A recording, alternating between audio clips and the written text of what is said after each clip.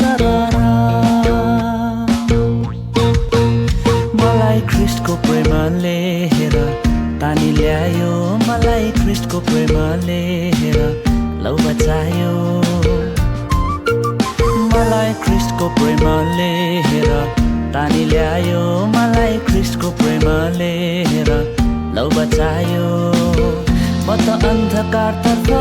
अनि विनाशतर्फ लम्किरहेको मान्छे थिए अन्यलतामा परेर बिना अर्थको जीवन बाँचिरहेको मान्छे